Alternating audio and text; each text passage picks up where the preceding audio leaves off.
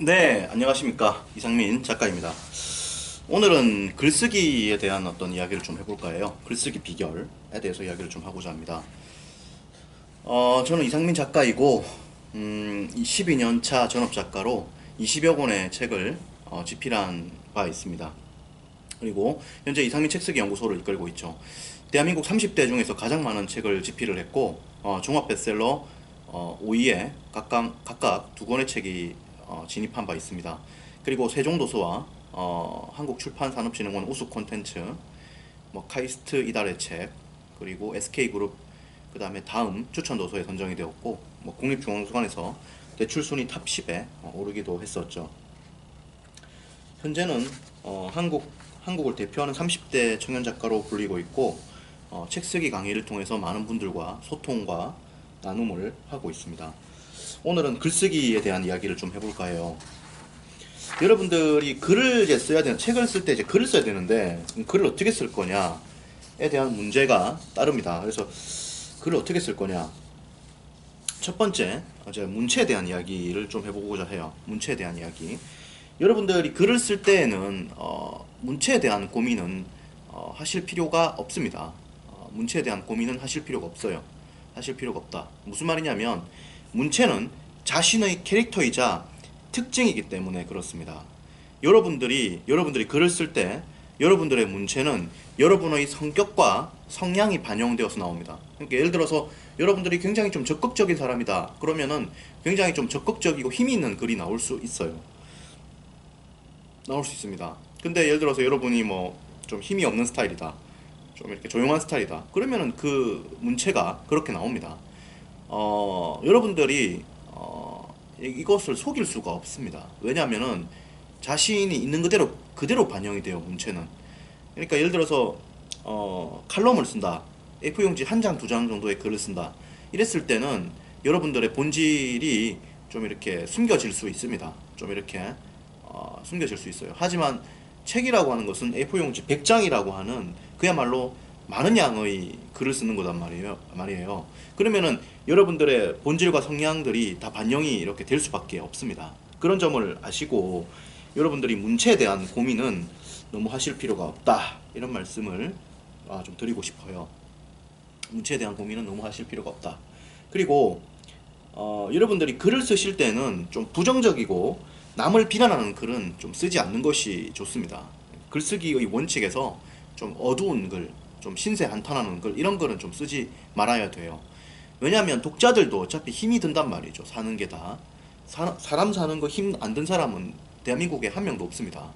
다 힘들단 말이에요. 그 사람들은 자꾸 자기만 힘든 줄 아는데 다 힘들단 말이에요. 다 나름의 사정이 있고 다 그렇단 말이에요. 예. 뭐 지금 뭐 엄청 잘 나가 보이지만은 그 뒷면을 보면은 한 10년, 20년 동안 고생한 경험들이 있고 다 그렇단 말이에요. 그리고 다 뭔가 아픔들과 상처들을 안고 있단 말이에요. 그런 것들을 알고 좀 부정적인 글은 좀 하지 않는 게 좋습니다. 힘들다는 말은 좀 하지 않는 게 좋아요. 그래서 항상 좀 밝은 좀 글을 쓸 수 있도록 해주시고, 그리고 남을 좀 비난하는 글은 좀 쓰지 않는 것이 좋습니다. 그 남을 비난하는 사람 치고 잘 된 사람, 그 제대로 된 사람은 없습니다. 항상 남을 좀 비난하지 마시고 좀 자기를 먼저 돌아보고 이렇게 해야겠죠. 그러니까 남을 비난할 때는 항상 손가락을 이렇게 하잖아요. 이렇게 하잖아요. 이렇게 한다는 말은 뭐냐면은 네가 잘못됐다 이렇게 이야기하면서 이렇게 한단 말이에요. 이렇게 했을 때 이 손가락은 뭐냐면은 이제 네가 잘못됐다. 이 손가락 이제 두 번째 손가락은 이제 그 사람이 잘못됐다라고 이야기를 하는 거예요. 근데 세 번째, 네 번째, 다섯 번째 손가락은 본인이 잘못했다라고 이야기를 하는 거죠. 그리고 첫 번째 엄지 손가락은 나는 모르겠다라고 이제 중립적 입장이다라고 취하고 있는 겁니다. 이런 거예요. 그래서 잘 비난을 하면 항상 자기가 더 다칩니다. 그래서 항상 어떤 뭐 글을 쓰든 생각을 하든 말을 하든 남을 좀 비난하는 글은 쓰지 않는 걸로 해주십시오. 그리고 쾌활하고 밝은 글을 통해서 사람들에게 즐거움과 행복을 줘야 됩니다. 글이라고 하는 거, 사람들이 책을 보는 데는 이유가 있거든요. 무언가 도움이 되고 힘이 되기 때문이죠. 그런 것을 아시고 뭔가 즐거움과 행복을 주고 도움을 주려고 글을 써야 돼요. 그리고 글쓰기의 4대 원칙이 있습니다. 4대 원칙이. 첫 번째는 재미가 있어야 되고, 두 번째는 감동이 있어야 되고, 세 번째는 정보가 있어야 되고, 네 번째는 가치가 있어야 돼요. 글쓰기의 4대 원칙으로 보시면 됩니다. 여러분들이 책을 쓸 때 책이라고 하는 것을 읽었을 때 재미가 있어야 돼요. 재미가. 그리고 뭐냐, 읽었을 때 감동적이어야 되죠. 그리고 뭐냐, 정보를 얻을 수 있어야 돼요. 그리고 이것들이 다 가치가 있어야 됩니다. 이 네 가지들을 좀 기억을 하고 글을 써주십시오. 글을 써주십시오.